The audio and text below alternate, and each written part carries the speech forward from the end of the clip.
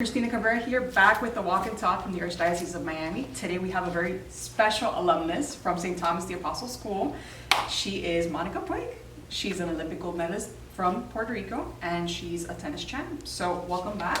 After how many years? Well, you've been here recently, actually. Yeah, I came back a year and a half ago when my mom was she took me to pray in the chapel like we usually always do before a trip or, after a long time being away.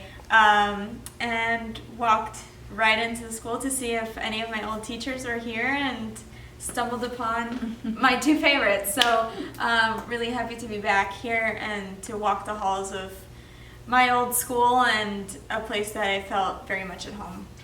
How has Catholic education made a difference for you? Catholic education has definitely made a difference in my life, obviously maintaining my faith. When I travel around the world, it's very difficult to maintain that, especially with how selfish my sport is and how much you can get lost in the world, but always having God on my side and believing in God and praying and just maintaining the faith that He has a plan for me, something bigger than I probably expect from myself. That has obviously kept me very strong throughout the years, and thanks to my mom, I have been able to maintain that faith, and she always makes sure that I go to Mass every Sunday when I can, and I pray every chance I get. And one of my favorite stops in the tour is obviously going to Rome and visiting the Vatican and bringing back a rosary every time I come back. I probably have brought like 10 rosaries back from Rome now, but each time I go back it's very special because I feel very close to God there. Awesome. What is your favorite part? This is actually her old classroom with Miss Lisa Figueiredo, who's now the principal here at the school. And what's a favorite memory from this classroom?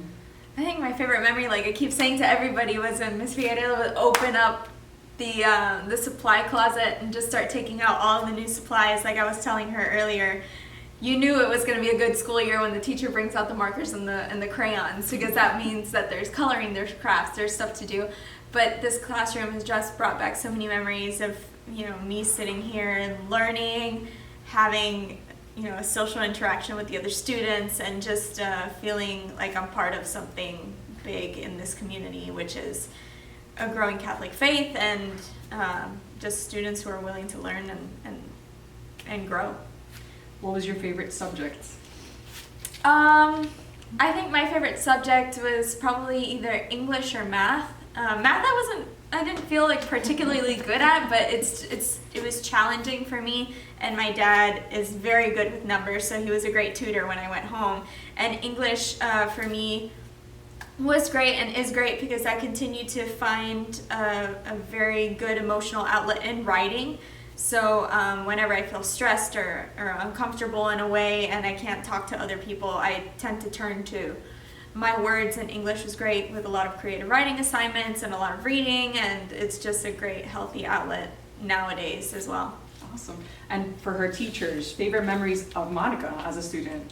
Monica was always the bubbly, excited little girl, determined, and has succeeded and is accomplished now. So we are so very, very proud of her. It's a very humbling experience to be here now on this other side, to see the little girl become a woman of her own and be a very accomplished person to follow her dream. And for Mom, you could have placed her in any public school. We didn't have charters back then I think charters were starting, but you chose Catholic school and this school in particular.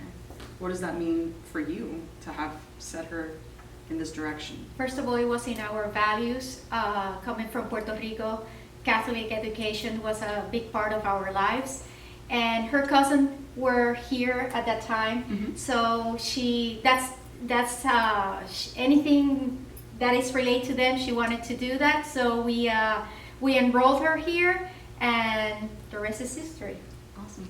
And we're gonna have some tennis watch parties when she plays, and for the next Olympics, maybe. The next Olympics are next year. Yeah. It's amazing to think that 3 years ago almost was the most amazing day of my life, and it's just right around the corner, and there's definitely a lot of pressure people putting on me already to repeat, but I'm just glad that I was able to have that one experience. And if it happens again in Tokyo next year, well, that'll be quite a story to tell. So much for joining us today. Thank you. Thank you And for we hope to having see you us. back. Thank you. Awesome.